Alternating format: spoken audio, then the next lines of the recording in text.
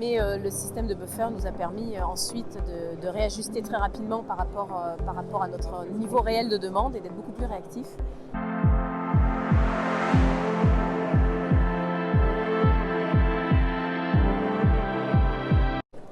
Donc bonjour à tous. Donc Valérie Mariescu, responsable supply chain chez Lectra. Lectra qui est une société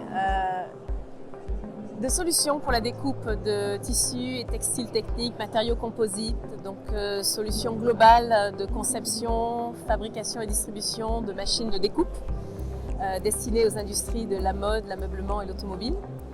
Ce sont ces trois principaux marchés et également donc, de conception et de distribution de logiciels. Donc toute une gamme de software associée à la découpe de ces machines, à la fois pour les logiciels embarqués sur les machines et également d'aide à la conception dans les industries de la mode, l'ameublement et l'automobile pour tout ce qui est patronage. Lectra est une entreprise de 2400 personnes située dans le monde entier. 850 personnes sont basées sur le site principal de Cestas. Et nous avons également des équipes en Chine, aux États-Unis et réparties ensuite dans le monde entier. Voilà, donc une entreprise en plein développement et en pleine expansion à l'international. Et nous avons fait le choix d'implémenter le DDMRP en 2018.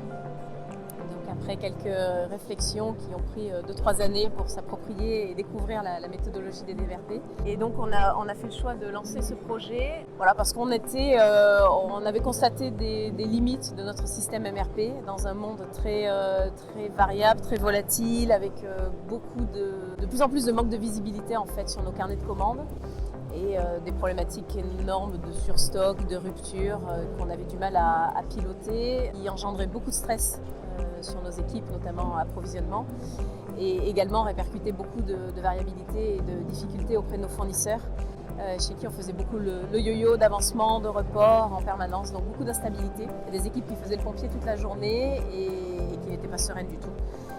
Et pour des résultats, on va dire, assez moyens. Alors pas totalement mauvais en taux de service, mais mauvais en niveau de stock et avec des ruptures importantes. Donc pas mal de crises à gérer. Donc on s'est approprié cette méthode sur laquelle j'avais commencé à travailler depuis 2015 à peu près. Et donc on a eu le go pour déployer en 2018. Sur le périmètre approvisionnement, puis production, donc il y a eu 6 mois d'écart entre les deux périmètres en fait. Et donc suite à un pilote sur un petit volume d'articles, on a déployé en production avec rapidement une amélioration du niveau de service qui n'était pas mauvais mais qui a assez rapidement augmenté pour atteindre une très bonne performance. Mais le système de buffer nous a permis ensuite de réajuster très rapidement par rapport à notre niveau réel de demande et d'être beaucoup plus réactif. Ce qui fait qu'en travaillant notamment en 2019 beaucoup avec nos fournisseurs sur l'amélioration de tout ce qui alimente le système, et notamment les tailles de lot, les délais d'approvisionnement, on avait commencé à bien réduire nos stocks pour atteindre des niveaux de performance assez intéressants, jusqu'au Covid malheureusement, qui est arrivé là et qui a un peu est venu bouleverser un peu l'avancement de ces résultats. Donc je dirais que jusqu'à mars 2020, on a eu une très belle progression et depuis on est sur de nouvelles problématiques bien sûr comme beaucoup d'entreprises.